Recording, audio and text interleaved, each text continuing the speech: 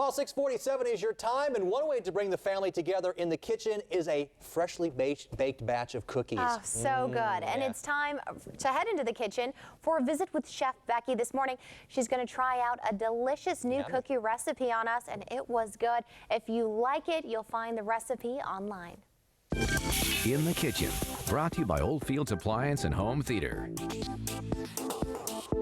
We're in the kitchen this week at Oldfields Appliances in Eugene, and I'm taking over for Allie this week, and we have a great recipe today. Today we're going to put together a new twist on a classic recipe. It's my brown butter sugar cookies. Delicious.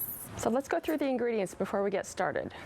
We're going to need 2 sticks of butter, 3/4 of a cup of white sugar, 1 egg, 2 teaspoons of vanilla, 2 cups of all-purpose flour, and then we'll need a little more sugar for rolling the cookies in. So we have 2 sticks of butter in the skillet, and I'm melting it over medium heat. This is the special step in this recipe. We're going to cook the butter, and we're browning the milk solids, and that will give the cookies a delicious caramel taste. Now, how long should we cook the butter? Just until it's just looking frothy, or? This will cook for 3 or 4 minutes.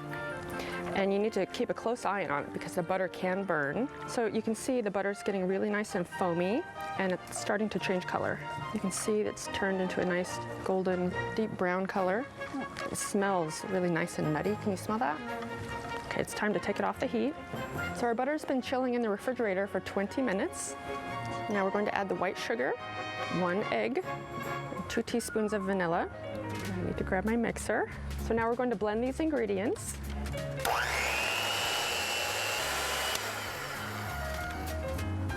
It's like a caramel. Isn't it gorgeous? Yeah. So now I'm going to add the flour and mix it one more time. How many cookies does this make? I think it'd make about 3 dozen. And you don't have to bake them all at once. You can just bake a dozen and keep the dough in the refrigerator. That's a good idea. They don't keep very long, just about 1 day. Now I'm going to line a cookie sheet with parchment paper.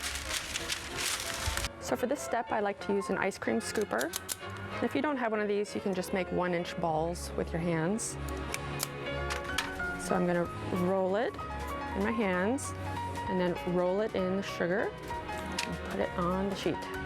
Doesn't it smell good? It smells so good. I think I can eat one of these little dough balls right now. So the last step is to do a little crisscross pattern with the tines of a fork. All right, so a little decorative action. Uh-huh. Okay. Just go down once. Okay. Give it a little turn. There we go. Isn't that cute? Yeah, and it's so easy, just a fork. Mm-hmm. You're doing a great job. Thanks, I'm a little slow. So now these are ready to go in the oven. I have it preheated at 350 degrees. This will bake for 10 to 11 minutes. These ended up baking for 12 minutes. You can see they're nice and browned on the edges. So I'll let them cool on the cookie sheet for 1 minute, and then we can plate them. So today we made my brown butter sugar cookies. Do you want to go ahead and try one? Please. What do you think? Really good. Thank you. Now, we do want to say that while the recipe does make about 3 dozen, I think I ate a dozen.